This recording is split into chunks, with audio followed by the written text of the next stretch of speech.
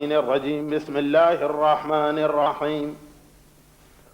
الحمد لله رب العالمين والصلاة والسلام على خاتم النبيين وأفضل المرسلين سيدنا ونبينا ومولانا أبي القاسم محمد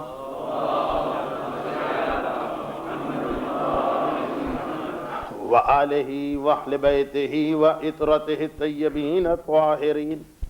لا سیما علی الامام المنتظر والحجة الثانی عشر اللہم عجل لہ الفرج ولعنۃ اللہ علی اعدائہم اجمعین اما بعد فقد قال اللہ الحکیم فی کتابہ الکریم بسم اللہ الرحمن الرحیم ومن يبتغي غير الإسلام دينا فلن يقبل منه وهو في الآخرة من الخاسرين.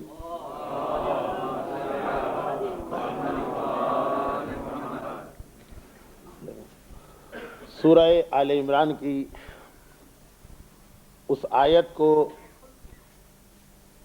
اس سال کی عشرہ محرم کی مجالس کے لیے سرنامہ کلام قرار دیا ہے کہ جس آیت کو ہر مومن نے اپنی زندگی میں کئی مرتبہ سنا ہے مگر یہ سوچ کے وہ رک گیا اور سیٹسفائی ہو گیا کہ اس آیت کا مجھ سے کوئی تعلق نہیں. لیکن اگر آپ غور کریں اور جیسا کہ ان مجالس میں ہم اور آپ مل کے غور کریں گے تو پتہ چلے گا کہ ایسا لگ رہا ہے کہ اس آیت کا سب سے زیادہ تعلق ہم ہی سے ہے. ارشاد پروردگار ہو رہا ہے کہ جو اسلام کے علاوہ کسی اور دین کی پیروی کرے گا وَمَن يَبْتَغِ غَيْرَ الْإِسْلَامِ دِينًا، اگر اسلام کو چھوڑ کے غیر اسلام پہ کوئی چلے گا تو فَلَن يُقْبَلَ مِنْهُ، اس سے کچھ قبول نہ کیا جائے گا. وَهُوَ فِي الْآخِرَةِ مِنَ الْخَاسِرِينَ، اور آخرت میں تم یہ دیکھو گے کہ وہ کتنا نقصان اٹھانے والا اور گھاٹے کا سودا کرنے والا ہے. تو ہم اور آپ تو یہی سوچ کے سیٹسفائی ہو جاتے ہیں کہ قرآن ان لوگوں کی بات کر رہا جنہوں نے اسلام کو چھوڑ دیا اور ہم نے اسلام کو نہیں چھوڑا. ہم مسلمان ہیں اس لیے کہ ایک مسلمان فیملی میں پیدا ہو گئے، اس لیے کہ کلمہ پڑھ لیتے ہیں، اس لیے کہ ابھی تک ہمارے بچوں کا نام اسلامی نام رکھا جاتا ہے، چاہے داڑھی کا مذاق اڑاتے رہیں، چاہے حجاب کا مذاق اڑاتے رہیں، چاہے نماز کو کنڈیم کرتے رہیں، چاہے واجبات اسلامی کو اپنے پیروں تلے کچلتے رہیں، لیکن ہیں مسلمان کے مسلمان فقط اس لیے کہ ایک مسلمان فیملی میں پیدا ہو گئے. لیکن اگر ہم یہی سوچ کے سیٹسفائی ہیں کہ یہ آیت ہماری نہیں، یہ آیت کرسچن کے لیے، یہ آیت جوس کے لیے، یہ آیت ہندوؤں کے لیے، یہ آیت کافروں کے لیے، تو یاد رکھیے گا کہ آپ قیامت اور آخرت میں جا کے پتہ چلے گا کہ ہم نے اس آیت سے اپنی نگاہیں ہٹا کر کتنے خسارے کا سودا کیا. اور انشاءاللہ آج کی مجلس کے بعد، آج تو پہلی مجلس ہے، تھوڑا سا انٹروڈکشن ہوگا ٹاپک کا، کل سے آپ کے سامنے یہ چیزیں آئیں گی کہ آخر قرآن یہ کہہ کیا رہا کہ ایک طرف اسلام ہے ایک طرف غیر اسلام ہے، ان دونوں میں فرق کیا؟ کیا خالی کلمہ پڑھ لینے کا فرق؟ کیا خالی مسلمان گھر میں جنم لینے کا فرق؟ یہ انشاءاللہ یہ چیزیں آپ کے سامنے آئیں گی. لیکن اس سے پہلے ایک گزارش یہ کرنا، جیسا مجھ سے پہلے انگلش لیکچر میں بھی یہی بات بیان کی جا رہی تھی، ایک گزارش یہ کرنا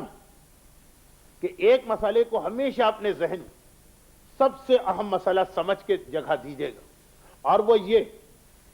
کہ اس وقت جتنا بھی اسلام ہمارے پاس ہے، چاہے وہ خالی کلمے کی حد تک کیوں نہ ہو، چاہے وہ خالی اپنے بچوں کا نام اسلامی نام رکھنے کی حد تک کیوں نہ ہو، جتنا بھی اسلام ہمارے پاس یہ سب احسان ہے حسین مظلوم کا، اور یہ سب صدقہ ہے اس صف عزا کا جو 1200 یا 1300 سال سے بچھی ہوئی. یہ دیکھا جا رہا کہ اب کچھ ایسا زمانہ آ رہا کہ ایک تو ہمارے دشمنوں کی یہ کوشش، اور پھر ہم میں سے بعض جوان اور بزرگ چند کتابیں پڑھ کے یہ سمجھنے لگے کہ اسلام پر ان سے بڑی اتھارٹی کوئی نہیں. تو سب سے زیادہ اس وقت ہمارے دشمنوں کا ٹارگٹ یہی صف عزا اور یہی عزاداری امام مظلوم بنی ہوئی. آپ حضرات کو یاد دلانے کی ضرورت نہیں، لیکن پھر بھی یہ بات کہہ دی جائے کہ یہ صف عزا محرم کا چاند نظر آتے ہی ہم بچھا لیتے, 2 مہینے 8 دن تک یہ آزاداری ہوتی. لیکن آپ کو معلوم, خصوصیت کے ساتھ اس امام بارگاہ میں اور اس اسلامک سینٹر میں جمع ہونے والے لوگوں اور ان لوگوں کو کہ جو انڈیا اور پاکستان اور ایسٹ افریقہ سے آئیں, یہ معلوم کہ چاہے ہم 2 مہینے اور 8 دن کے بعد 9 ربیع الاول کو عید الزہرا کی خوشحالی منا کر ایک طریقے سے یہ سمجھیں کہ اب 1 سال کے بعد دوبارہ ماتم کا سلسلہ شروع ہوگا, لیکن جس نے ذرا بھی اسلام کو اسٹڈی کیا اسے پتا کہ سارا سال جب کبھی کوئی ایسا تذکرہ ہوتا جس میں خدا کو یاد کیا جائے, جب کوئی ایسی ڈیٹ آتی کہ جس میں اعمال کیے جائیں, جب کبھی بھی عبادتوں کا تذکرہ ہوتا, ہم 2 مہینے اور 8 دن حسین کو یاد کر کے یہ سمجھتے کہ ہم نے حسین کا حق ادا کر دیا. وہ بھی پہلے. اب تو ہمارے وہ نوجوان سامنے آ رہے ہیں, اب تو ہمارے یہاں وہ انٹلیکچوئل طبقہ پیدا ہو رہا کہ جسے یہ 10 دن کی آزاداری بھی بڑی مشکل لگ رہی, اور وہ اس کی فلسفی سمجھنا چاہتا, وہ اس کے لاجک کے پیچھے پڑا ہوا. ان کا آج بھی یہ خیال کہ اگر مجلس امام مظلوم کو ختم کر کے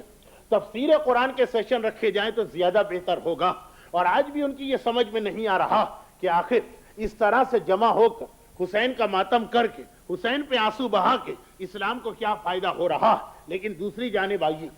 اعمال کی کوئی بھی کتاب اٹھا کے دیکھ لیجیے اور پورے سال کا جائزہ لیجیے. شب قدر آ جائے, شب نیمہ شعبان آ جائے, رمضان کا مہینہ آ جائے, حج کی عبادت آ جائے, شب جمعہ آ جائے, سال میں کوئی بھی ایسی تاریخ آ جائے کہ جب اللہ ہم سے یہ چاہے کہ ہم اس کی عبادت زیادہ کریں.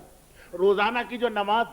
اور سال کے جو روزے واجبات سے ہٹ کر اللہ یہ چاہے کہ ہم اس کی عبادت زیادہ کریں, تو آپ ہر جگہ دیکھیں گے کہ معصوم امام کا ریکمنڈیشن کہ اس رات کو یا اس دن کو جس کی اسلام میں ذرا سی بھی کوئی ریلیجس امپورٹنس, زیارت امام مظلوم پڑھنے کا حکم ضرور دیا گیا. ہم شب قدر ساری رات جاگ کے نمازیں پڑھ رہے ہیں, 100 رکعت نماز, عمل قرآن کر رہے ہیں, رمضان کا مہینہ, لیکن شب قدر کے افضل ترین اعمال میں قرار دیا کہ زیارت امام حسین پڑھنا. ہم شب نیمہ شعبان, 15 شعبان کی وہ رات جو ویسے ہی اسلام پیغمبر اسلام کے دور سے امپورٹنٹ رات تھی اعمال کے لیے, اور شب برات کے نام سے مشہور تھی, اور پھر ہمارے زمانے کے امام کی ولادت اس رات کو ہوئی تو اس کی امپورٹنس بڑھ گئی. لیکن حکم آیا کہ اس رات میں اور کوئی عمل کرو کہ نہ کرو, زیارت امام حسین تمہیں ضرور پڑھنا. انسان حج کے لیے گیا, اور آج کی اس مجلس میں حج سے ریلیٹڈ 1-2 باتیں مجھے بیان کرنا, اس لیے کہ وہ چہرے مجھے نظر آ رہے ہیں جو ابھی 2 ویک 3 ویک پہلے میدان عرفات میں میرے سامنے یا خانہ کعبہ کا طواف کر رہے. ماشاءاللہ اب ہماری قوم میں حج کا شوق بہت زیادہ بڑھ گیا, اور یہ روایت تو آپ کو معلوم کہ جب تک کہ واپس آ کر انٹینشنلی گناہ کبیرہ نہ کرے اس وقت تک حاجی کے چہرے کو دیکھنا بھی زیارت قرار دیا گیا. روایت میں یہ کہ جس طرح خانہ کعبہ کی دیوار کو دیکھنا زیارت, جس طرح قرآن کریم کے پیجز کو دیکھنا زیارت, اسی طرح ایسے حاجی کے چہرے کو دیکھنا زیارت جس نے واپس آ کر انٹینشنلی کوئی گناہ کبیرہ نہیں کیا. بلکہ یہ ریکمنڈیشن تو معصوم امام کا ہے کہ چند ایسے موقع کہ جب تمہاری دعا جلدی قبول ہو سکتی, اور ان میں سے ایک یہ کہ جب کوئی حج کر کے آئے تو اس کے پہلے 4 مہینے, حج کے بعد جو پہلے 4 مہینے, اس دوران کوئی حاجی اگر تمہیں ملے اس سے اپنے لیے وہ دعا کرواؤ جو دعا کر کے تم تھک چکے اور تم یہ دیکھ رہے ہو کہ وہ دعا قبول نہیں ہو رہی. بہت ساری دعائیں ایسی کہ انسان دعا کرتا اور دعا قبول ہو جاتی, لیکن کچھ دعائیں ایسی کہ ایک آدمی خود یہ سوچ رہا, پریشان ہو رہا, ڈس ہارٹ ہو رہا کہ آخر میں نے اتنی دعائیں مانگی, یہ دعا قبول کیوں نہیں ہو رہی. معصوم نے فرمایا کہ اگر حج کے بعد پہلے 4 مہینوں میں کوئی حاجی ایسا مل گیا کہ جو حج کر کے آ رہا, اس سے کہو کہ وہ تمہارے لیے دعا کرے, اس لیے کہ اس حاجی کی دعا ان دعاؤں میں سے ایک ہے جسے اللہ فوری طور پہ قبول کرتا. تو ماشاءاللہ اب تو ہر مجمع کے اندر, اور خصوصیت کے ساتھ اس یورپ اور امریکہ یعنی ویسٹرن سوسائٹی سے بھی ہر سال کثیر تعداد میں لوگ حج کے لیے جا رہے ہیں. تو 1-2 باتیں اپنے ٹاپک کے اندر رہتے ہوئے آزاداری سے ریلیٹڈ مگر حج کی مثال دے کے کہوں گا, جس میں پہلی بات مثلا یہی بیان کی جا رہی کہ انسان حج کے لیے جا رہا, اور ڈیورنگ حج اہم ترین دن قرار دیا جا رہا ہے میدان عرفات کے اعمال. اگرچہ اکارڈنگ ٹو آور فقہ, اور یہ ایک ایسا مسئلہ جو ہمارا اور عام مسلمانوں کا اختلافی مسئلہ، البتہ اکیڈمک اختلاف، اور وہ یہ کہ ہمارے یہاں اعمال حج میں سب سے امپورٹنٹ عمل ہے مزدلفہ کا قیام، اور عام مسلمانوں کے یہاں سب سے امپورٹنٹ عمل ہے عرفات کا قیام۔ ان شارٹ یہ کہ عام مسلمان یہ کہتے ہیں کہ اگر کسی نے عرفات کے میدان میں حاضری دے دی، چاہے باقی سارے اعمال اس کے ہاتھ سے نکل جائیں، نیابت کر کے قضا کر کے اس کا حج صحیح ہو سکتا ہے۔ اور ہماری شریعت میں ہے کہ نہیں، عرفات بھی اگر ہاتھ سے چلا گیا تب بھی حج بچ سکتا ہے، لیکن زیادہ امپورٹنٹ ہے عرفات کے بعد مزدلفہ میں رات کا قیام۔ یہ جملہ میں نے اس لیے کہا کہ مجھے نہیں معلوم کہ ویسٹرن کنٹریز کے اندر بھی یہ مس کنسپٹ ہے کہ نہیں، لیکن انڈیا اور پاکستان کے اندر ایک مس انڈرسٹینڈنگ حج سے ریلیٹڈ بہت زیادہ، اور وہ غلط فہمی اتنی بڑھ جاتی جب آدمی اپنی فقہ کو نہیں جانتا، اور وہ یہ کہ ہمارے یہاں ایک کنسپٹ یہ کہ اگر کبھی جمعے کے دن حج پڑے تو لوگ یہ کہتے ہیں کہ اس سال حج اکبر، اگر حج اکبر کا یہ کنسپٹ بالکل غلط، کسی حدیث کے اندر اس کا تذکرہ نہیں ملتا کہ جمعے کے حج کا نام حج اکبر، بلکہ روایت تو یہ کہ ہر حج حج اکبر، بلکہ امام کا جملہ یہ کہ عمرہ جو تم پورے سال کرتے ہو وہ حج اصغر، اور حج جو وہ 5 دن کیا جاتا، ہر حج چاہے وہ جمعے کے دن کا ہو، چاہے وہ منڈے کا ہو، چاہے وہ وینسڈے کا ہو، وہ حج اکبر۔ لیکن اس سے ہٹ کر ایک بات، اور وہ یہ کہ اگر ہم جو پبلک کے اندر ایک مس انڈرسٹینڈنگ ہے اس کو مان بھی لیں اور یہ سمجھ بھی لیں کہ ہاں ٹھیک فرائیڈے کا حج جو ہے وہ حج اکبر ہوتا،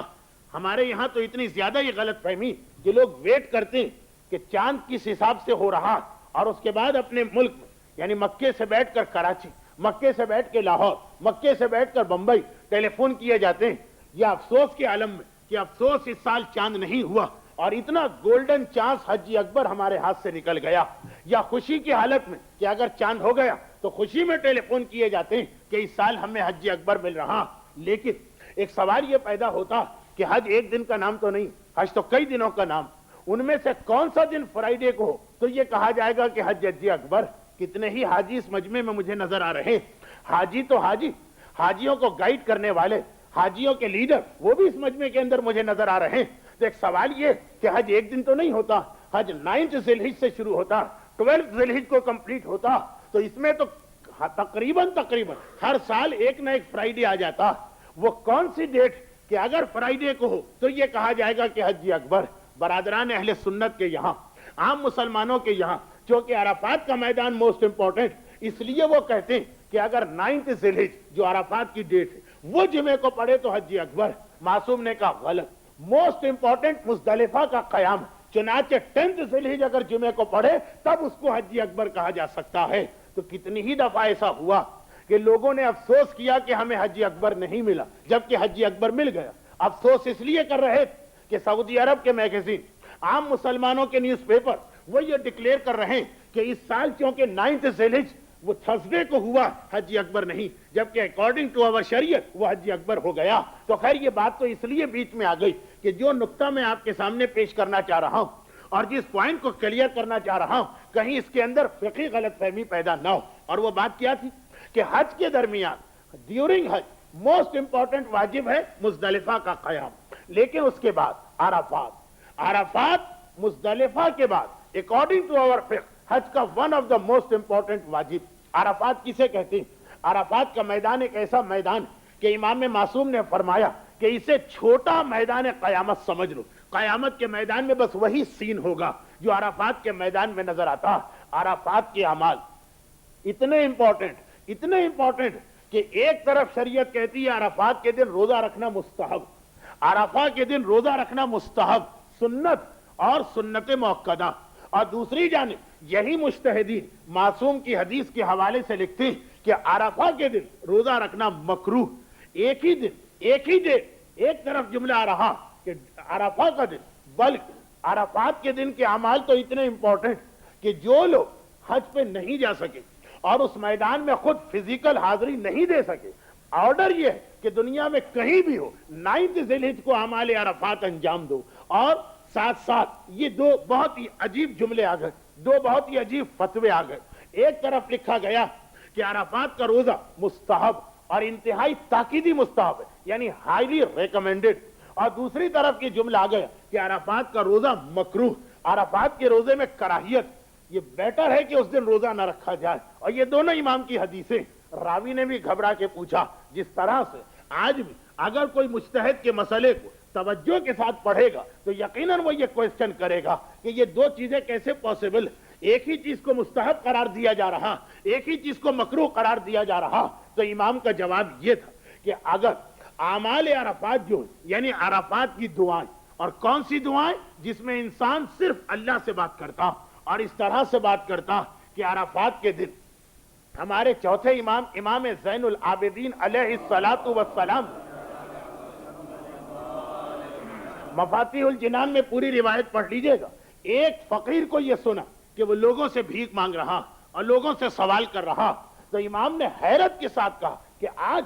9 ذی الحجہ عرفات کے دن آج بھی تو نے اللہ کے علاوہ کسی اور کے آگے ہاتھ پھیلایا. آج کا دن تو ایسا کہ انسان کو سوائے اللہ کے اور کسی کی جانب کوئی اٹینشن نہیں دینا. تو اب یہ عرفات کی دعاؤں کی امپورٹنس معصوم فرما رہے کہ اگر روزہ رکھ کر عرفات کی دعائیں پڑھ سکتے ہو اور اعمال عرفات کر سکتے ہو تو اس روزے کا ثواب. لیکن اگر روزہ رکھنے سے عرفات کے اعمال توجہ کم ہو جائے گی، ویکنس پیدا ہوگی، انسان کی اٹینشن ڈائیورٹ ہوگی. اس لیے کہ جب بھوک لگتی تو آدمی بعض اوقات اللہ کو بھی بھول جاتا. آپ نے دیکھا ہوگا کہ کوئی دعا ذرا لمبی ہوتی، لوگ پیج پلٹ پلٹ کے دیکھتے ہیں کہ 4 پیج رہ گئے کہ 5 پیج رہ گئے. تو اگر عرفات کے روزے کی وجہ سے تمہاری اٹینشن دعاؤں سے ہٹ رہی، چاہے دعائیں پڑھے. ایک تو یہ ہے کہ آدمی نے کہا میں اتنا ویک ہو گیا کہ آج کوئی اعمال نہیں کروں گا، نہیں.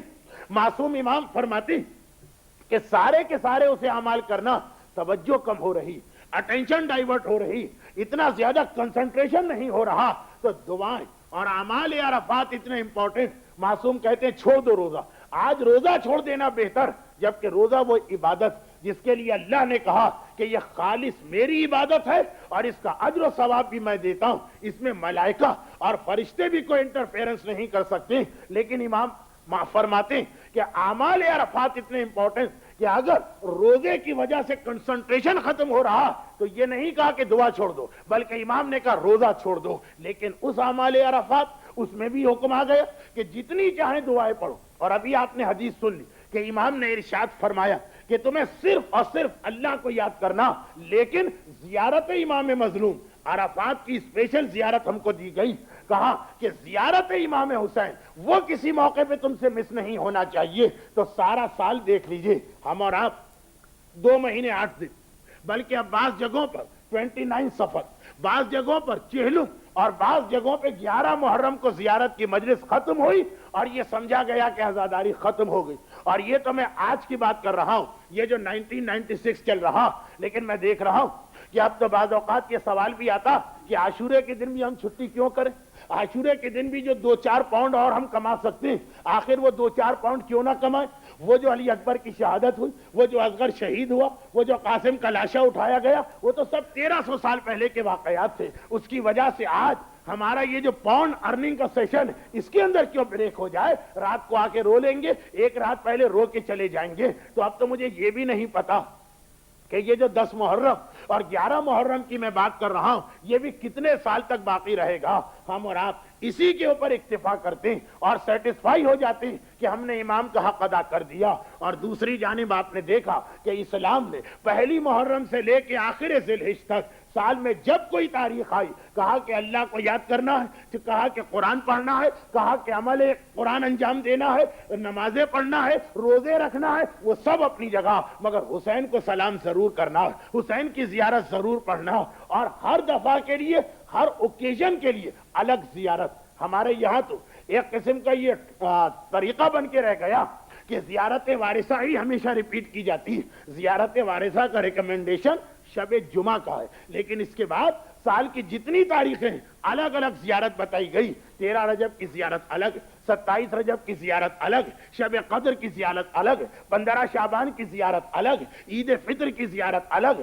عرفہ کے دن کی زیارت الگ، 40 کی زیارت الگ، عاشورے کی زیارت الگ ہے. تاکہ کہیں ایسا نہ ہو کہ زیارت بھی فقط ایک ہیبٹ بن کے رہ جائے. نہیں، زیارت کو چینج کیا گیا، زیارت کی ورڈنگ کو چینج کیا گیا، مختلف طریقوں سے حسین کو یاد دلایا گیا. تو اسلام وہ تو یہ چاہتا ہے کہ سارا سال مومن جب بھی اللہ کے لیے کوئی عبادت انجام دے حسین کو ضرور یاد رکھے، اس لیے کہ اگر حسین نہ ہوتے، اس لیے کہ اگر کربلا میں حسین کی قربانی نہ ہوتی تو آج نہ کہیں نماز پڑھی جا رہی ہوتی، نہ کوئی روزہ رکھ سکتا، نہ یہ حج ہو رہا ہوتا، نہ یہ خانہ کعبہ محفوظ ہوتا، نہ یہ مسجدیں ہوتی، نہ یہ قرآن ہوتا، نہ یہ تفسیر قرآن ہوتی، نہ یہ دین ہوتا، نہ یہ ایمان ہوتا۔ تو وہ اسلام جو بار بار کہہ رہا کہ حل جزاء الاحسان الا الاحسان، یاد رکھو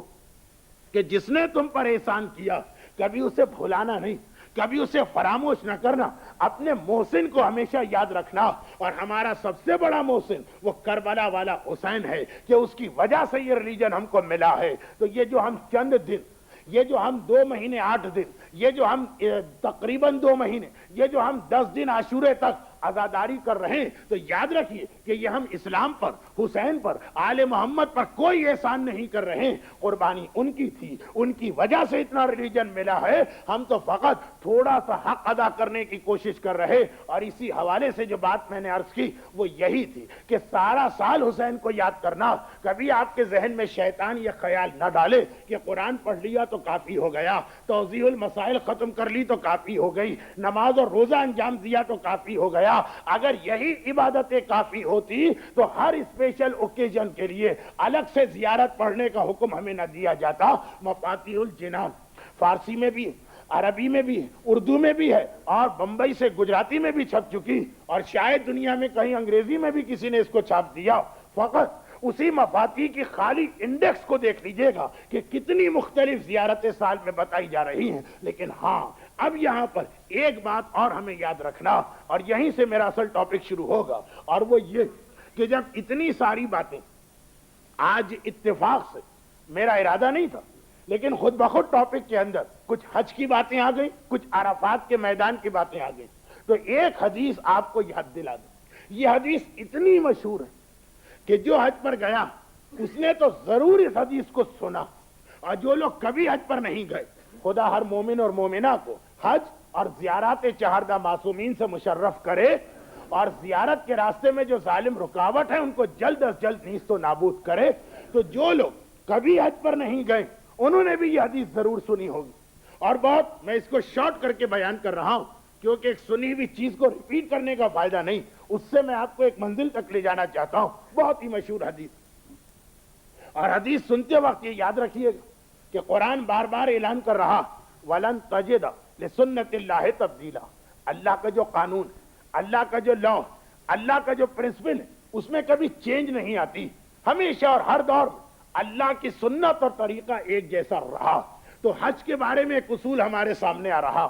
اب ہمیں یہ دیکھنا کہ کہیں ایسا تو نہیں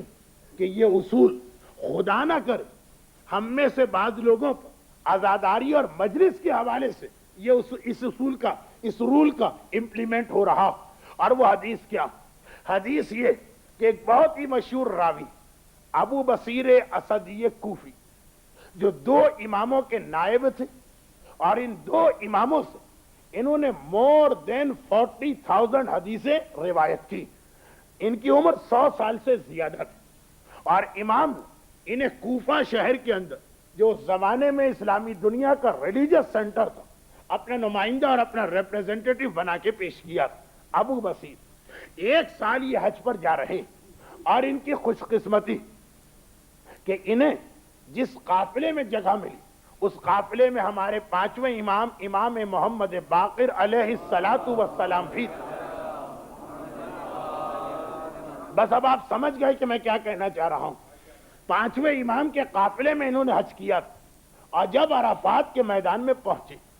تو ایک بہت بڑا مجمع، کیونکہ پورے حج سب سے زیادہ کراؤڈ عرفات کے میدان میں ہوتا۔ لوگ سمجھتے ہیں کہ خانہ کعبہ کے طواف میں، جی نہیں، خانہ کعبہ کے طواف میں تو لوگ ٹرن بائی ٹرن آتے ہیں، ایک وقت میں ایک ٹائم پر سارے حاجی کبھی بھی خانہ کعبہ میں نہیں ہوتے۔ لوگ سمجھتے ہیں شیطان کو کنکر مارنا، شیطان کو کنکر مارتے وقت پورا کا پورا 2 یا 2.5 ملین کا مجمع نہیں ہوتا۔ عرفات یہ وہ اوکیزن کہ سارے کے سارے حاجی وہیں پر اور کہیں نہیں جا سکتے، سب ایک ساتھ ٹرن بائی ٹرن نہیں، ایک ٹائم فکس ہے کہ ظہر سے مغرب تک ہر حاجی کو اس میدان میں رہنا. تو عرفات کا میدان کراؤڈ بہت زیادہ, اس سال کسی وجہ سے لوگ اور زیادہ آئے تھے. ہو سکتا ہے یہی مس انڈرسٹینڈنگ ہو گئی کہ جمعہ کا حج حج اکبر ہے اس لیے لوگ بہت زیادہ آئے. بہرحال کراؤڈ بہت زیادہ تھا. اور کیسا کراؤڈ, سب احرام پہنے, ایٹ لیسٹ عرفات کے میدان میں جا کے سب لوگ شریف بن جاتے ہیں. وہ عرفات کے بعد ایک مرتبہ پرانی نیچر واپس آ جاتی, لیکن وہ جو عرفات کے چند گھنٹے اس میں سب کے سب لوگ بڑے شریف, بڑے معصوم, بڑے مومن, بڑے متقی نظر آتے ہیں. تو ایک مرتبہ ابو بصیر نے دیکھا کہ سارا عرفات کا میدان اس سال اتنے حاجیوں سے بھرا ہوا کہ اپنی لائف میں اس سے پہلے ابو بصیر نے کبھی اتنے حاجیوں کا مجمع نہیں دیکھا. چنانچہ حیران ہو گئے اور امام سے وہ مشہور جملہ کہا کہ جس پر امام کا ریئیکشن بھی ہر ایک کو معلوم. ہمارے بچے بھی یہ حدیثیں سنے ہوئے کہ ابو بصیر کہتے ہیں کہ مولا ما اکثر الحاج, اس سال کتنے لوگ حج کرنے آئے, اتنا کرو, اتنا مجمع. اور یہ یاد رکھیے گا کہ یہ وہ پیریڈ بھی تھا ہسٹری کا کہ جب مسلمانوں کی سلطنت اور حکومت سب سے بڑی تھی, یعنی تقریباً پوری نون ورلڈ اسلامی دنیا کے اندر آ گئی. چنانچہ حاجی ویسے بھی زیادہ ہونے چاہیے تھے. انڈیا کے اوپر قبضہ ہوا, رشیا پہ قبضہ ہوا, افریقہ پہ قبضہ ہوا, یورپ پہ قبضہ ہوا, ایک اتنا بڑا کراؤ. لیکن جیسے ہی ابو بصیر نے یہ کہا, امام کا جواب یاد کیجئے, ہر ایک کو یاد آ گیا. یہی تو جواب دیا کہ اے ابو بصیر تم نے غلط کہا. یہ کہو کہ ما اقل الحاج و اکثر اللجاج, اس سال حاجی کتنے کم اور شور اور ہنگامہ کرنے والے اور فقط یہ نوائس پیدا کرنے والے کتنے زیادہ. امام کس چیز کو شور اور نوائس کہہ رہے ہیں؟ لبیک اللہم لبیک. یقیناً اکارڈنگ ٹو آور فقہ 9 ذی الحجہ کو ظہر کے بعد تلبیہ کہنا جائز نہیں, لیکن عام مسلمان تو تلبیہ پڑھتے رہتے ہیں.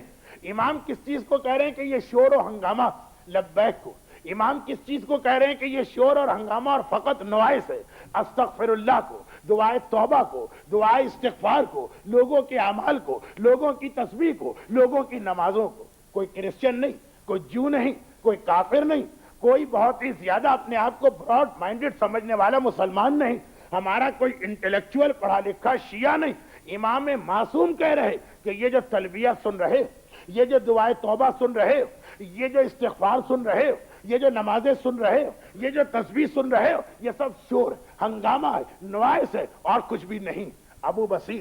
اگرچہ امام کے صحابی, امام کے شاگرد, اگرچہ امام ہی سے ٹریننگ لیے ہوئے, لیکن ایک مرتبہ وہ بھی پریشان ہو گئے کہ معصوم امام ان حاجیوں کو جو احرام پہن کے دعائیں مانگ رہے ہیں, یہ فرما رہے ہیں. گھبرا کے کہا مولا آپ کا فرمان حق, لیکن میری سمجھ میں نہیں آیا. امام نے کہا اچھا اے ابو بصیر میں تمہیں دکھاتا ہوں. اور یہ کہے کہ ایک مرتبہ میرے معصوم امام اپنے معصوم ہاتھ کو ابو بصیر کی آنکھوں پہ رکھا. اب وہی میدان عرفات, وہی 9 ذی الحجہ کا دن, وہی حاجیوں کا کراؤڈ, مگر ایک مرتبہ ابو بصیر نے دیکھا کہ گویا سین چینج ہو گیا. اور وہ جو چاروں طرف حاجی نظر آ رہے تھے, اب حاجی نظر نہیں آ رہے, اب جانور نظر آ رہے. ایسا لگ رہا ہے کسی جنگل میں پہنچ گئے. ہاں کہیں 100-200 جانوروں کے بیچ میں ایک کوئی آدمی نظر آتا, لیکن باقی ہر طرف کہیں شیر, کہیں چیتے, کہیں لومڑیاں, کہیں کتے, کہیں سور. یہ میدان عرفات میں چاروں طرف یہ لوگ نظر آ رہے, وہی احرام پہنے ہوئے, وہی لبیک کہتے ہوئے, وہی استغفر اللہ کی تسبیح پڑھتے ہوئے, وہی دعائے توبہ کی تلاوت کرتے ہوئے. جگہ وہی ہے, ٹینٹ وہی ہے, لیکن وہاں پہ ایک مرتبہ انسانی چہرے نظر نہیں آ رہے. 100-200-500 میں کہیں ہے, کہیں ہے, کہیں ہے. امام معصوم نے ارشاد فرمایا کہ اے ابو بصیر یہ حج, اور حج کے اندر ہر شخص کی جو ریئلٹی, ہر شخص کا جو انر ہے وہ سامنے آ جاتا, ورنہ تو انسان دوسروں کے سامنے اپنے آپ کو پتا نہیں کتنی کورنگ کے اندر چھپائے ہوئے, لیکن حج میں جو اس کا انر ہے وہ سامنے آ جاتا. کون ایسا ہے جس کا نیچر کتے جیسا, کون ایسا ہے جس کا نیچر سور جیسا, کون ایسا ہے کہ جس کا نیچر جانوروں جیسا ہے, یہ حج میں آ جاتا. تو اے ابو بصیر کراؤڈ کو اور مجمع کو دیکھ کے خوش نہ ہونا. یہ لوگ اگر لبیک بھی کہیں تو اللہ کے ہاں یہ لبیک نہیں جا رہا. یہ لوگ اگر استغفر اللہ بھی کہیں تو اللہ کے ہاں یہ استغفر اللہ نہیں جا رہا. یہ امام معصوم نے ارشاد فرمایا. لیکن اب آئیے, یہ حدیث تو آپ کی سنی ہوئی, اور ایک نہیں 85 دفعہ سنی ہوئی. میں آپ کو اس کے بعد اس کے ایک نتیجے پر یا اس کے ایک رزلٹ پہ لے جانا چاہتا ہوں, اور وہ یہ کہ یہ جو امام نے ایک اصول بتا دیا, کیا خالی یہ حج کے بارے میں, کیا حج وہ اونلی عبادت کہ جس میں یہ ہوتا کہ انسان لبیک کہے, تلبیہ پڑھے, استغفر اللہ کہے, سبحان اللہ والحمدللہ کہے تو اللہ اس کی دعا کو قبول نہیں کرتا؟ کیا یہ صرف حج کے لیے؟ جی نہیں,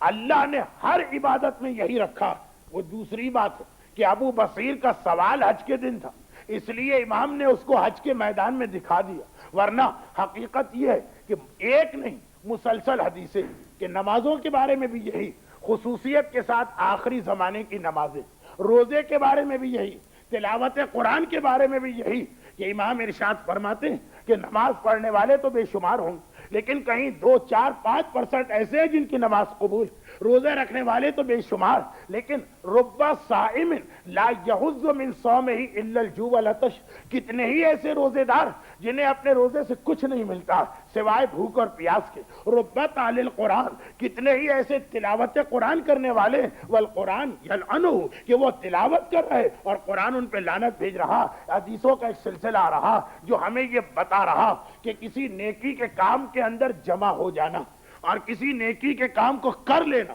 یہ کافی نہیں, یہ سفیشنٹ نہیں, بلکہ اصل مرحلہ یہ کہ اللہ کے ہاں وہ قبول ہو جائے. تو حج ایک ایسی عبادت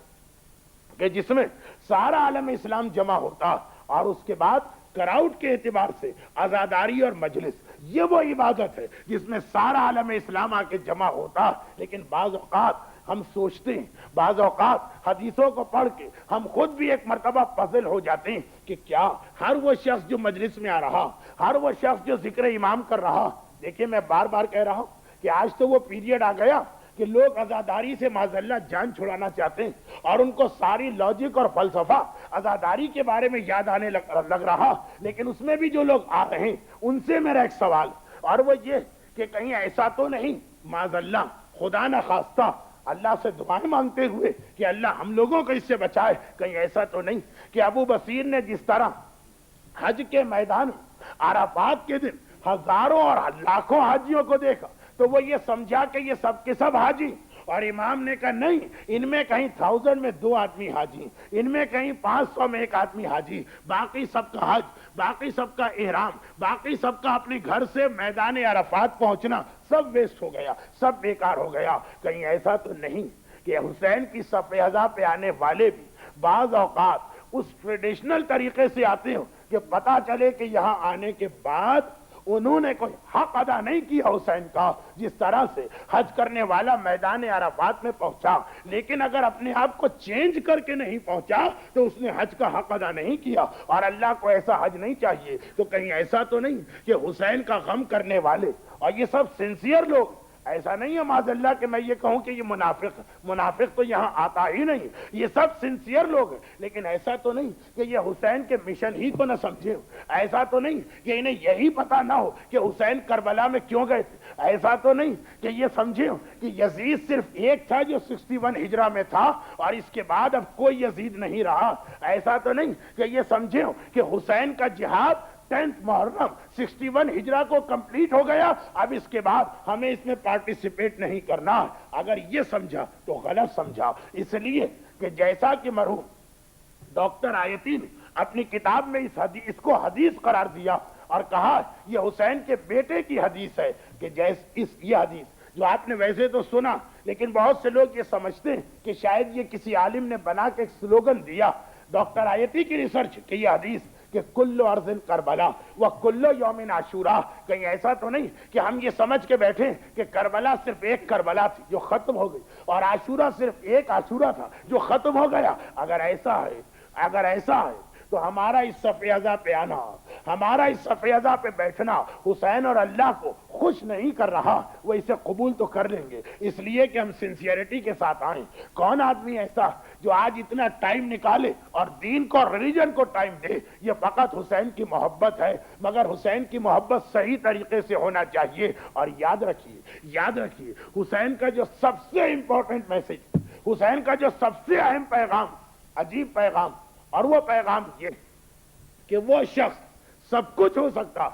حسین کا ماننے والا نہیں ہو سکتا، جس کے سامنے معاشرے میں فاسق و فاجر لوگ آئیں، جس کے سامنے معاشرے میں فاسق و فاجر لوگ کسی قوم کو لیڈ کریں، جس کے سامنے معاشرے میں فاسق و فاجر لوگوں کی گرپ اسٹرانگ سے اسٹرانگ ہوتی جائے اور وہ چپ رہے، وہ خاموش رہے، فقط اس لیے کہ وہ کوئی جھگڑا نہیں چاہتا ہے، وہ کوئی ڈسٹربنس نہیں چاہتا ہے۔ حسین پہ سب سے بڑا الزام یا ایلیگیشن یہ لگایا گیا کہ حسین نے عالم اسلام کو دو پارٹیوں میں تقسیم کر دیا، مسلمان ایک تھے، مسلمان یونائٹ تھے، حسین بیچ میں آئے اور حسین نے مسلمانوں کی یونٹی کو توڑا۔ کیا اسی چیز کا نام ہے یونٹی توڑنا؟ بعض اوقات اچھی چیزیں لیکن غلط مقصد کے لیے استعمال کی جاتی ہے۔ انشاءاللہ آئندہ کسی مجلس میں اس کی تفصیل آئے گی، لیکن ایک جملہ، اور یہ ایک جملہ بھی ہر ایک کے لیے کافی، اس لیے کہ ہسٹری ہر ایک کو معلوم ہے کہ بعض اوقات کبھی مسجد بھی بنائی جاتی مگر اس لیے نہیں کہ اس میں اللہ کی عبادت کرنا، بلکہ اس لیے کہ اسے مسجد سرار بنانا۔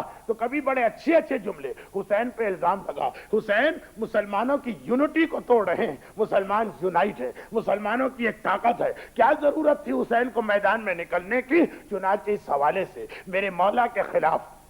حسین مظلوم کے خلاف، کربلا کے مشن کے خلاف اتنا پروپیگنڈا کیا گیا، اسے بیان کرنے کا اس وقت نہ ٹائم ہے نہ ضرورت، لیکن مسئلہ کیا ہے، حسین کا میسج کیا ہے، اس کے سامنے حسین کیا کہہ رہے ہیں؟ حسین فرماتے ہیں جو فاسق و فاجر ہیں ان پہ حیرت نہیں، ان پہ تعجب نہیں ہے، اس لیے کہ ان کا تو کام ہی یہ ہے۔ تعجب ہے اس نیک مومن پر، تعجب ہے اس پوائس انسان پر، تعجب ہے اس نمازی اور روزے دار پر جس کے سامنے اسلام کا خاتمہ کیا جا رہا، جس کے سامنے اسلام کو چینج کیا جا رہا، جس کے سامنے تقوی کو پیچھے ڈالا جا رہا اور گناہوں کو آگے بڑھایا جا رہا، جس کے سامنے گناہ کرنے والا معاشرے میں عزت دار قرار پا رہا اور نیکی کرنے والے کو معاشرے میں ذلیل کیا جا رہا، اور یہ آدمی چپ ہے، یہ آدمی خاموش ہے، یہ آدمی یزیدی تو ہو سکتا ہے مگر حسینی نہیں ہو سکتا ہے۔ حسین کا میسج یہ ہے کہ اگر اس وجہ سے یونٹی ٹوٹتی ہے تو ٹوٹ جائے، اس وجہ سے مسلمانوں میں دو گروپ بنتے ہیں تو بن جائے، مگر یہ کبھی برداشت نہیں کیا جائے گا کہ اسلام اور مسلمانوں کے معاملات کا کنٹرول فاسقوں کو دے دیا جائے، فاجروں کو دے دیا جائے، دین کا مذاق اڑانے والوں کو یہ کنٹرول دے دیا جائے۔ آپ کے علم میں ہوگا یہ جملہ چونکہ قرآن کی اسی آیت سے ریلیٹڈ ہے جسے میں نے اس عشرے کی مجلس کے لیے اپنا سرنامہ قرار دیا، اس لیے پھر ایک مرتبہ اس کو دوہرا لوں۔ آیت قرآن یہ ہے کہ دنیا کے انسانوں کی دو قسمیں، ایک اسلام پہ چلتا اور ایک غیر اسلام پہ چلتا۔ اور ادھر آئیے حسین کا ایک جملہ سنیے، جس دن مدینے میں یہ خبر آئی کہ یزید کا باپ اس دنیا سے رخصت ہو گیا اور اس کے بعد یزید کو اس کا جانشین اور سکسیسر بنایا گیا، تو حسین نے ایک جملہ کہا تھا کہ وہ اسلام جس میں یزید سربراہ مملکت بن جائے، وعلی الاسلام السلام، ایسے اسلام کو میرا سلام، ایسے اسلام کو خدا حافظ، ایسے اسلام کو فیورل، ایسے اسلام کو رخصت کیا جا رہا۔ اسلام فقط الف سین لام الف بھیم ISLAM کا نام نہیں ہے۔ اسلام جو چاہتا ہے اگر اس کے برعکس یزید جیسے انسانوں کو اسلام کی قیادت دے دی جائے، میرا مولا حسین کہہ رہا، آپ نے عام پبلک کی زبانی تو کئی دفعہ سنا ہوگا، ہم نے کوئی حدیث پڑھ دی، مثلا حدیث پڑھ دی کہ ایک درہم اگر کوئی شخص سود کا لیتا تو ایسا ہے کہ جیسے خانہ خدا وہ فعل حرام انجام دیتا ہے، اور فعل حرام بھی وہ جس کی سزا اسلام میں اسٹوننگ، جس کی سزا اسلام میں سنسار، اور یہ گناہ بھی کسی عام انسان کے ساتھ نہیں بلکہ اپنے قریبی اور محرم رشتہ داروں کے ساتھ۔ انٹرسٹ کا ایک درہم اگر کوئی لیتا اور دیتا تو اس کے گناہ کو پیغمبر نے اس طرح سے نقل کیا، سنا کسی ایسے آدمی نے جس کا انٹرسٹ سے کوئی کسی قسم کا سروکار نہیں، وہ تو سن لے گا، حدیث کو قبول بھی کر لے گا، لیکن جس کا کام ہی بیاج، جس کا کام ہی یہ انٹرسٹ، جس کا گھر ہی سے چل رہا، وہ یہ حدیث سنتا اپنے مومنوں میں سے اور کہتا کہ اگر ایسی حدیث اسلام میں ہے تو ایسے اسلام کو میں نہیں مانتا ہوں. اگر یہ حدیث سنا دی گئی کہ معصوم امام نے یہ ارشاد فرمایا. اب دیکھیے پہلی حدیث کے بعد میں دوسری حدیث جان بوجھ کے پیش کر رہا ہوں. معصوم امام نے یہ ارشاد فرمایا. یاد رکھو میں نے پہلی حدیث کیوں پیش کی؟ اس لیے کہ یورپین کنٹریز کے اندر انٹرسٹ اتنا مشکل مسئلہ نہیں،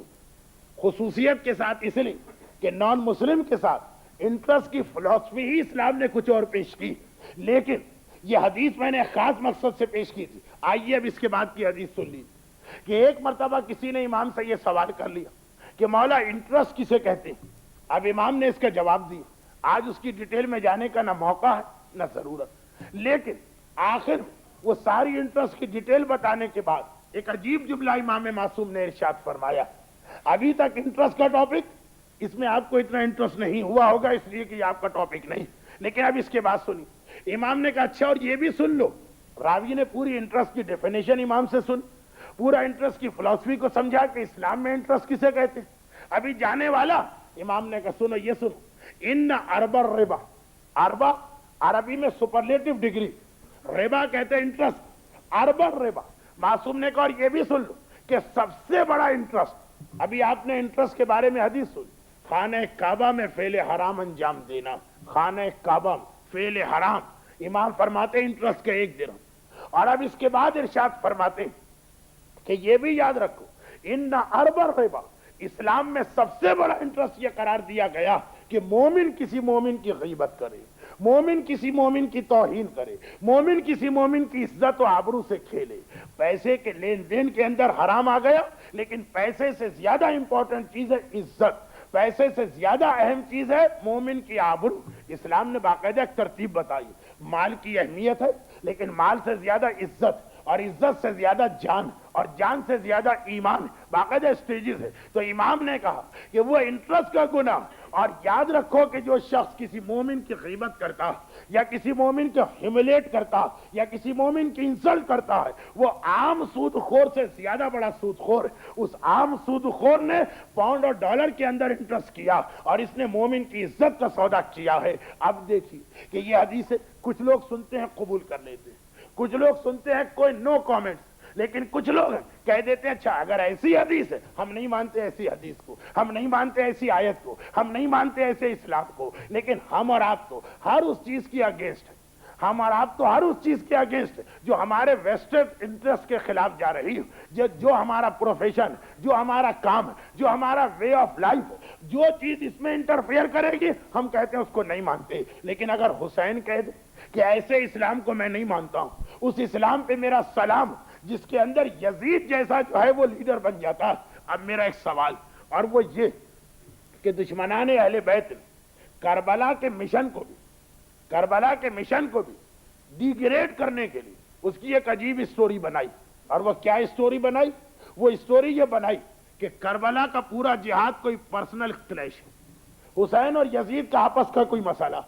چنانچہ اب یہ پوری ہسٹری کو چینج کیا گیا، ہسٹری بھی چینج ہوتی اور بات شروع کی گئی کہ جی یزید سے پہلے ہی اس خاندان کے اندر جھگڑے چل رہے تھے. بنی ہاشم اور بنی امیہ وہ کبھی ایک ساتھ نہیں رہے تھے اور ہمیشہ ان کے درمیان تلوار چلی. تو دونوں کو یہ جھگڑا اپنے والدین سے سکسیشن میں ملا تھا. اب ایک طرح اور بات اور پہلے لے جائی گئی اور کہا گیا کہ جی اصل تو یہ تھا کہ بنو امیہ اور بنو ہاشم یہ 2 ٹوین تھے اور دونوں ایک دوسرے سے جڑے ہوئے تھے. جب پیدا ہوئے تو تلوار کے ذریعے ان کو آپریشن کر کے الگ کیا گیا، دونوں کے جسم سے خون نکلا. تو اسی وقت لوگوں نے کہہ دیا اب ان 2 فیملیز میں خون چلتا رہے گا. یہ ساری کی ساری ہسٹری بالکل غلط، لیکن اس کو فقط اس لیے بنایا گیا تاکہ یہ ثابت کیا جائے کہ حسین کا جھگڑا یزید سے تھا. غلط ہے، حسین کا جھگڑا یزید سے نہیں تھا، حسین کا اختلاف یزیدیت سے تھا. اب یزیدیت چاہے معاویہ کے بیٹے یزید کی شکل میں آ جائے یا کسی شیعہ اہل بیت کی شکل میں آ جائے،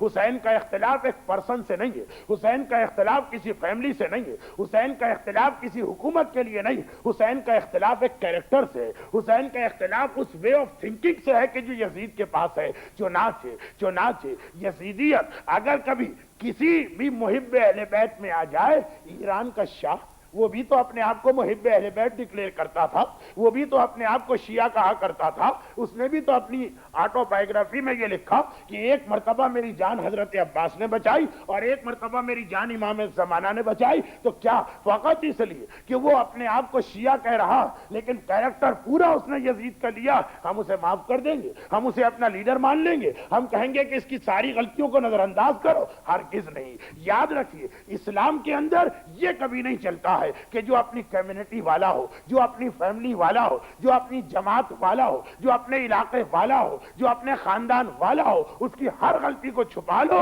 اور غیر کی ہر غلطی کو پکڑ لو. اسلام میں اس کی قطعاً گنجائش نہیں. اور اگر کہیں پہ ایسا اسلام نظر آئے کہ یہ اپنی کمیونٹی والا ہے اسے گلے سے لگاؤ، وہ دوسری کمیونٹی والا ہے اسے دھکے دے کے نکالو، حسین کہتے ہیں ایسے اسلام پہ میرا سلام ہو، ایسے اسلام کو گڈ بائی. ایسا اسلام اہل بیت تو کبھی برداشت نہیں کریں گے. تو یاد رکھیے حسین کا اختلاف یزید سے نہیں ہے، حسین کا اختلاف یزیدیت سے ہے، اور یزیدیت ہر دور میں رہی ہے. اور جب کبھی یزیدیت اسلام میں داخل ہو جاتی ہے تو حسین کہتے ہیں اب اسلام کو بھی چھوڑ دو، ایسے اسلام کو، ہر اسلام کو نہیں، اس اسلام کو چھوڑ دو جس میں یزیدیت ہے. اور یزیدیت کی پہلی خصوصیت، یزیدیت کی پہچان، ہم پہچانیں گے کیسے کہ یزیدیت کس چیز کا نام ہے؟ انسان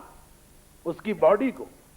باڈی کو کوئی بیماری لگ جائے تو بہرحال اس کا ایک میڈیکل چیک اپ کرنا پڑتا ہے، اس کے سمٹمز دیکھے جاتے ہیں، اس کی علامتیں دیکھی جاتی ہیں، پھر ڈاکٹر تشخیص کرتا، اس کے ٹیسٹ کرائے جاتے ہیں، پھر پتا چلتا ہے کہ یہ بیماری ہے. اسی طرح انسان کے ایمان کو اگر یزیدیت انسان کے ایمان میں داخل ہو جائے کیسے پتا چلے گا؟ اس کے لیے بھی کچھ نشانیاں، اس کے لیے بھی کچھ ٹیسٹ، اس کے لیے بھی کچھ سمٹمز خود اہل بیت اطہار نے بتائے ہیں، اور وہی میری باقی مجالس کا عنوان ہے. لیکن اس میں سب سے پہلی چیز یہی ہے کہ جہاں تقوی کے اوپر فسق اور فجور کو فقط اس لیے ترجیح دے دی جائے کہ فاسق و فاجر ذرا اسٹرانگ ہے، فاسق و فاجر ذرا طاقت رکھتا ہے، فاسق و فاجر کا سرکل ذرا بڑا ہے، اس لیے وہ ہر ایک کے اوپر لیڈر بن جائے، سمجھیے کہ یزیدیت کا آغاز ہو گیا. یہ پہلا سمٹم ہے کہ یہ اسلام حسین والا اسلام نہیں ہے، یہ اسلام یزیدیت والا اسلام ہے. اور باقی باتیں، بہت ساری باتیں 9 دن کے اندر جتنی باتیں پاسبل ہوئی میں آپ کے سامنے پیش کروں گا. تو میرا اصل ٹاپک ہے یزیدیت کی پہچان کیسے کی جائے، کیسے پہچانا جائے کہ واٹ از یزیدیت. اور آیت لی ہے سورہ آل عمران کی جس نے پہلے ہی سے کہا کہ دنیا کے اندر یہ 2 اسکول آف تھاٹ ہیں، اسلام اور غیر اسلام. ان کا فرق دیکھتے چلیے، پتا چل جائے گا حسینیت کیا ہے، پتا چل جائے گا یزیدیت کیا ہے. اور جب ایسا اسلام آ جائے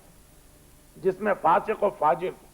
فقط اس لیے لیڈر بنا لیا جائے کہ اس کے پاس طاقت، اس کے پاس دولت، اس کے پاس پبلک ریلیشننگ، اس کے پاس فوج، اس کے پاس کوئی کرسی، تو بس اب خالی زبان کے جہاد سے کام نہیں چلے گا، اب خالی تبلیغ اور واعظ و نصیحت سے اس کا خاتمہ نہیں ہو سکتا. اب ضرورت پڑے گی کہ ایسا جہاد کیا جائے جیسا جہاد اس کائنات کی ہسٹری میں نہ پہلے کبھی ہوا اور نہ بعد میں کبھی ہو سکتا. ایسا جہاد کہ جس کے اندر جنگ اور جہاد کے سارے پرنسپل چینج ہو گئے. جنگ اور جہاد میں اسٹرانگ آدمیوں کو لے لیا جاتا، کمزوروں کو اور بچوں کو پیچھے رکھا جاتا، طاقتور مرد آرمی کو جوائن کرتے، عورتوں کو گھر میں بٹھایا جاتا. لیکن جب یزیدیت جیسا اسلام سامنے آ جائے اب طاقتور لوگوں کو روکا جائے گا، کمزوروں کو ساتھ لیا جائے گا. کتنے ہی لوگوں نے حسین سے کہا تھا مولا ہم آپ کے ساتھ چلیں گے، ان کو نہیں لے گئے، اور لے گئے تو کس کو لے گئے؟ کبھی 6 مہینے کے اصغر کو، کبھی 9-10 سال کی اون محمد کو، کبھی 90 سال کے سعید ابن جبیر کو. عام جنگ کے اندر، عام لڑائیوں کے اندر جو اپنے اقتدار کے لیے ہوتی ہے،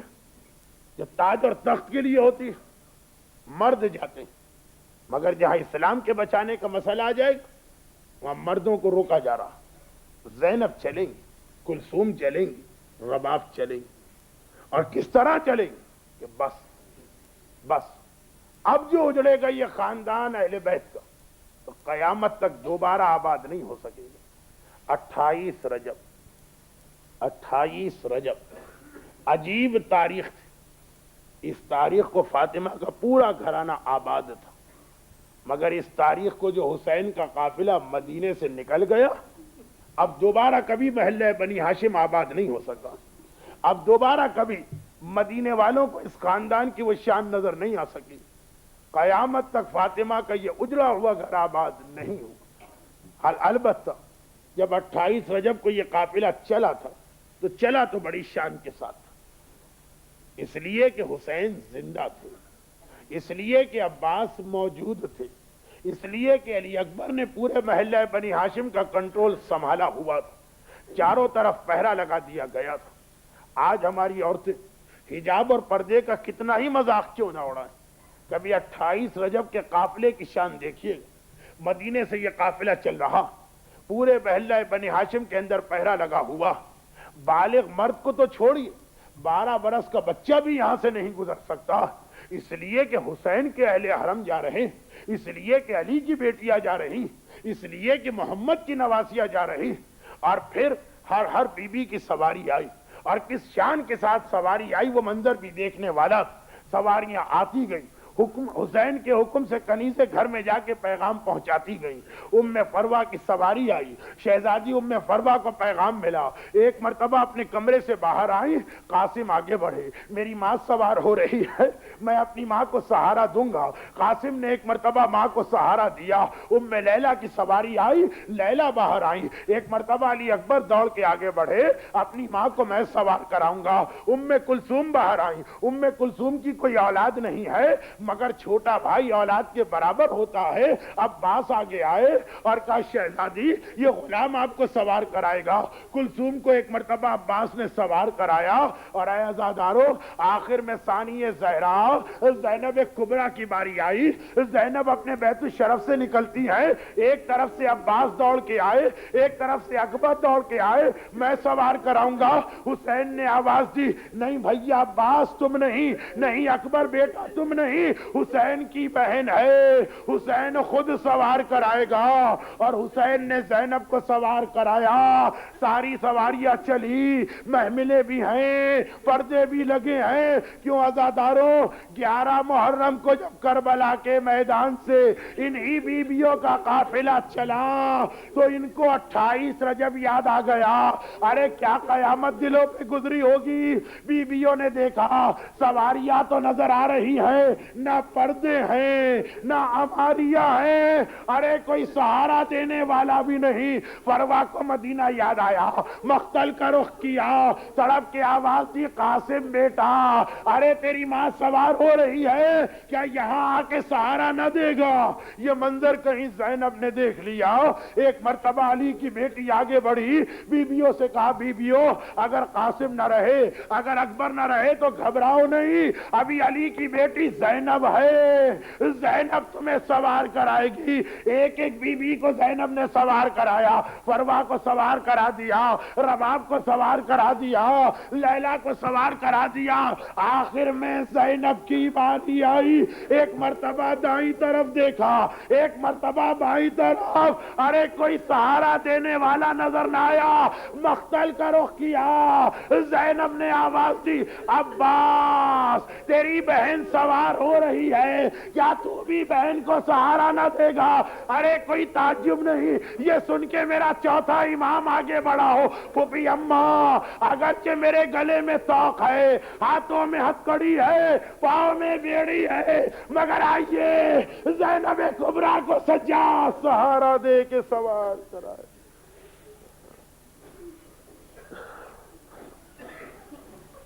اجرکم اللہ، پروردگارہ تجھے واسطہ کربلا والوں کے مصائب کا، کربلا والوں کے ماننے والوں، خصوصاً اس مجلس میں جو مومنین اور مومنات ہیں، انہیں دنیا اور آخرت کی ہر مصیبت و پریشانی سے محفوظ فرما، اور پروردگارہ تجھے کربلا کے اس جہاد کا واسطہ جس میں اکبر و قاسم اصغر و عنو محمد زینب کی چادر سب قربان ہو گئے، ہمیں کربلا والوں کے نقش قدم پر چلتے ہوئے اسلام اور آل محمد کے لیے ہر قربانی دینے کا جذبہ عطا فرما، اور پروردگارہ جہاد کربلا کو مکمل کرنے اور کربلا کے شہیدوں کے خون کا انتقام لینے کے لیے اپنی آخری حجت امام زمانہ کے ظہور میں تعجیل فرما۔ ماتم